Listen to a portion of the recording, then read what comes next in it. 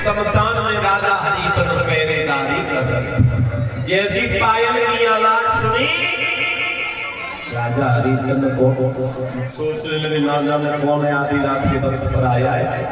राजा हरिचंद्र बोले हैं, अरे सोते हुए मणिघट को आज किसने जगाया है, आधी रात का वक्त हुआ कौन कहां से आया है। सुई तारा के कान में आवाज पहुंची। तारा सोच लगी तो मेरे पिया जैसी आवाज, अब तो मेरे बेटा की लाश आराम से दफना दी जाए। जैसी तारा बेला पहुंची, राजा हरिचंद्र को देखा, कहा पिया तुम शमशान की पहरेदारी करते? बोले हाँ। तारा का पिया बेटा को सर्प ने खा लिया, बेटा मर गया, इसकी लाश दफना दो। राजा हरिचंद्र बोले ऐसे नहीं, पहले कर दे दो, उसके बाद जी अब कैसे लाश दफनाओ। तो तारा एक बात बोली है स्वामी,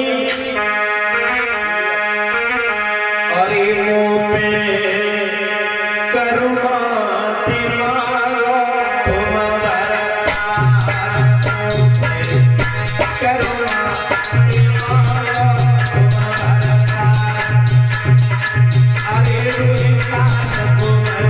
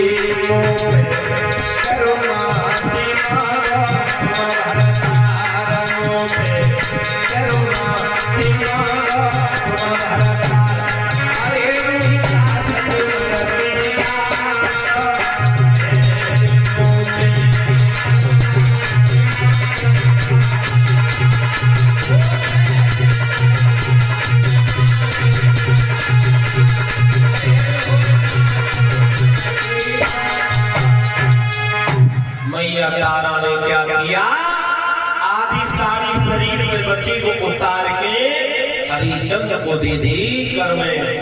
राजा हरिचंद्र ने क्या किया, लाश को दफना दिया। मैया मठिया में लेट गए, विश्वामित्र को फिर भी चैन नहीं पड़ा।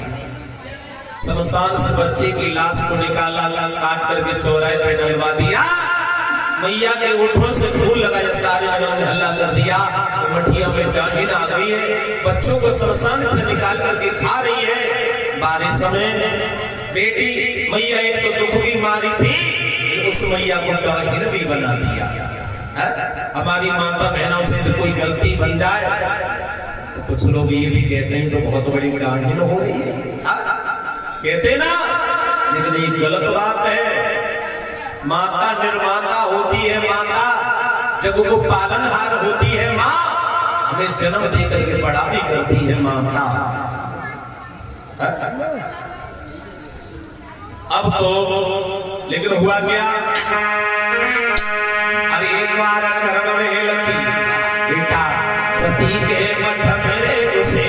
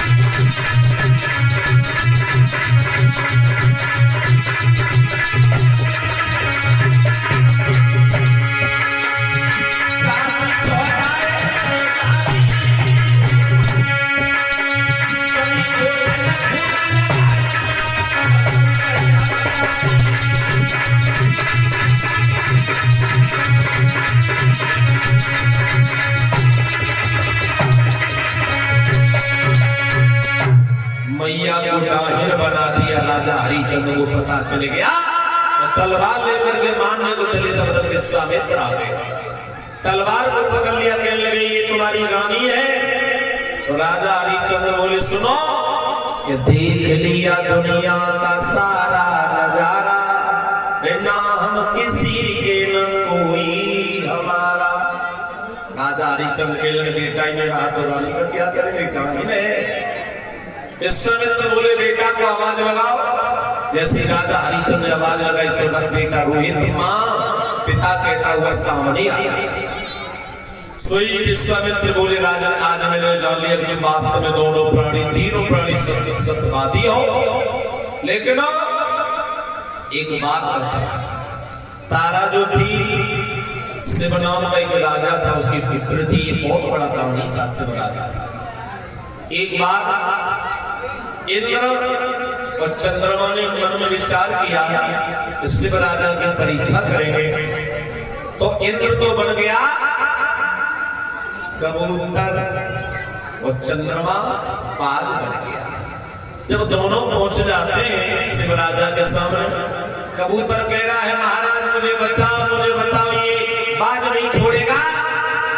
तो शिव राजा बोले बाज से ठहर जाओ, इससे नहीं बोलोगे, मेरे शरीर में से मांस जितना चाहिए उतना ले जाओ।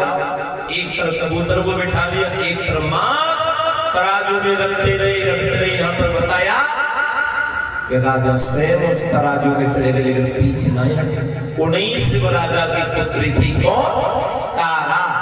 गोविंद भगवान की इस कथा से हमें ज्ञान मिलता है, रानी हो तो तारा जैसी, राजा हो तो हरिचंद्र जैसा, पुत्र हो तो रोहित जैसा। अब कल आपके बीच में बहुत सुंदर झांकियां होंगी।